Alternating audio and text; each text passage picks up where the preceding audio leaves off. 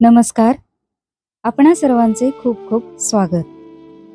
आज आपण पाहणार आहोत ज्ञानयोग व कर्मयोग यानुसार आसक्ती न बाळगता नेमलेले कर्म करण्याच्या श्रेष्ठतेचे निरूपण, तसेच यज्ञादी कर्माच्या आवश्यकतेचे प्रतिपादन. हरिः ओम. ओम नमो भगवते वासुदेवाय. श्रीमद् भगवद्गीता अथ तृतीयोऽध्यायः. अर्जुन उवाच. ओवी क्रमांक 1.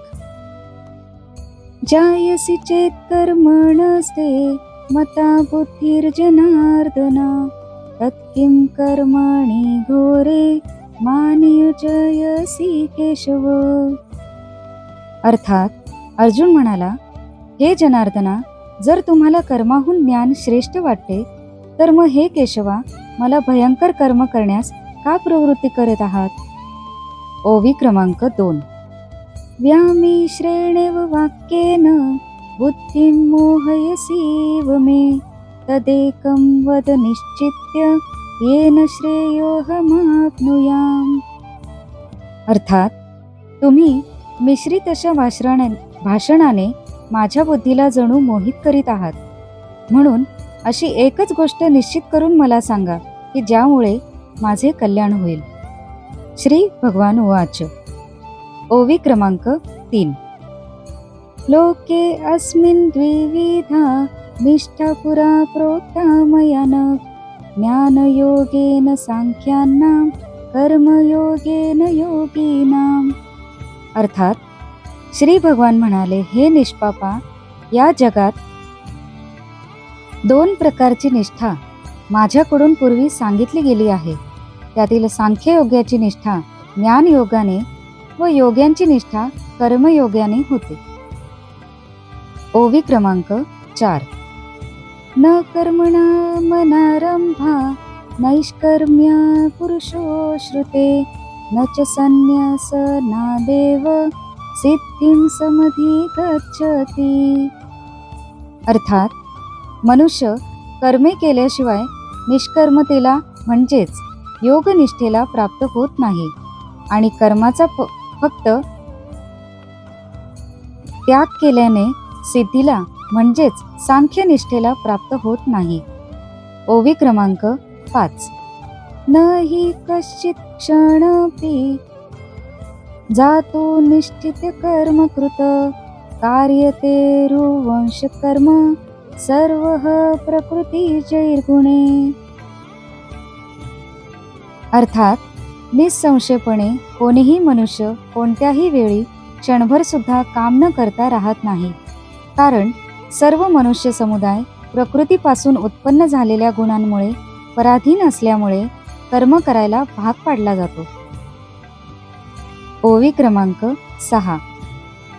कर्मेंद्रियाणि संयम्य य आस्ते मनसा स्मरण, इंद्रियार्थान् विमूढात्मा मिथ्याचारस उच्यते. अर्थात जो मूर्ख मनुष्य सर्व इंद्रिये बळेच वरवर आवरून मनाने त्या इंद्रियांच्या विषयांचे चिंतन करीत राहतो, तो मिथ्याचारी म्हणजेच दांभिक म्हटला जातो. ओवी क्रमांक 7. यस्थित प्रियाणि मनसा नियम्यारभते अर्जुन, कर्मेंद्रिये कर्मयोगम सक्तः स विशेष्यते. अर्थात परंतु हे अर्जुना, जो मनुष्य मनाने इंद्रियांना ताब्यात ठेवून आसक्त न होता सर्व इंद्रियांच्या द्वारा कर्मयोगाचे आचरण करतो, तो श्रेष्ठ होय. ओवी क्रमांक 8. नियतं कुरु कर्म त्वं कर्म ज्यायोरु कर्मणा, शरीरयात्रापि च तेन प्रसिद्धेत कर्मणा. अर्थात तू शास्त्रविहित कर्तव्य कर्म कर, कारण कर्म न करण्यापेक्षा कर्म करणे श्रेष्ठ आहे. तसेच कर्म न करण्याने तुझे शरीर व्यवहारही चालणार नाहीत. ओवी क्रमांक 9.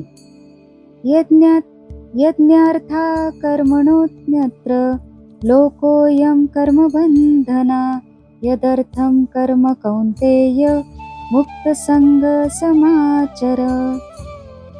अर्थात यज्ञानिमित्त केल्या जाणाऱ्या कर्मांशिवाय दुसऱ्या कर्मात गुंतलेला हा मनुष्य समुदाय कर्मांनी बांधला जातो.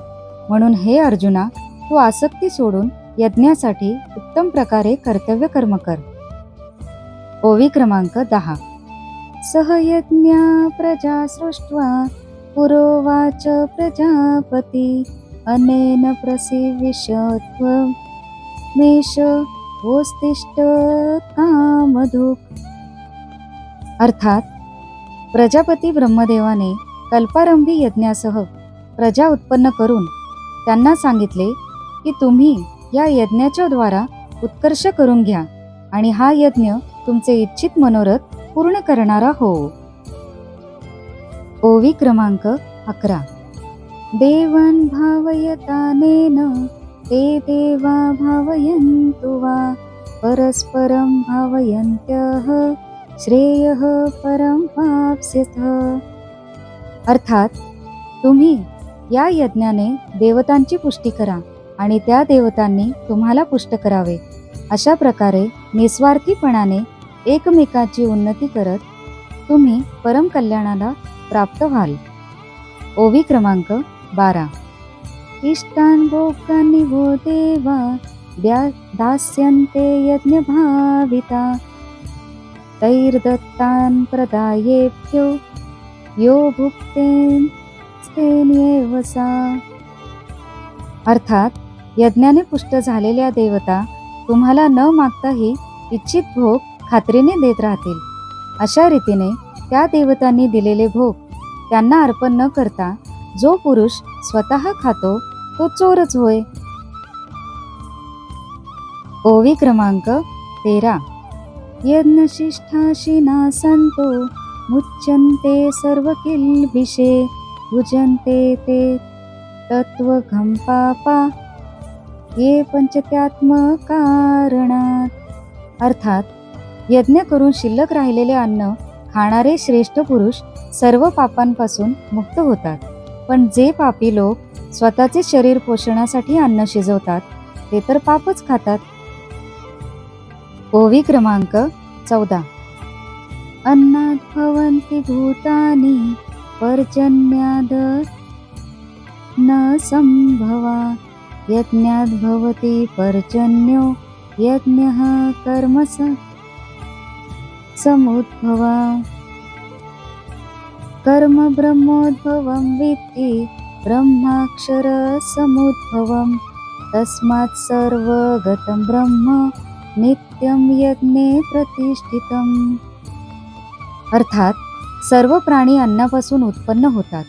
अन्न निर्मिती पावसापासून होते. पाऊस यज्ञामुळे पडतो आणि यज्ञ विहित कर्मांमुळे घडतो. कर्मसमुदाय वेदांपासून व वेद अविनाशी परमात्म्यापासून उत्पन्न झालेले आहेत असे समज. यावरून हेच सिद्ध होते की सर्वव्यापी परम अक्षर परमात्मा नेहमीच यज्ञात प्रतिष्ठित असतो. ओवी क्रमांक 16. एवं प्रवर्तितं चक्रं नानुवर्तयति हय अघायुरेन्द्रिया रामो मोक्षं पार्थ सजीवती. अर्थात हे पार्था, जो पुरुष या जगात अशा प्रकारे परंपरेने चालू असलेल्या सृष्टीचक्राला अनुसरून वागत नाही, म्हणजेच आपल्या कर्तव्याचे पालन करीत नाही, तो इंद्रियाच्या द्वारा भोगात रमणारा पापी आयुष्य असलेला पुरुष व्यर्थच जगतो.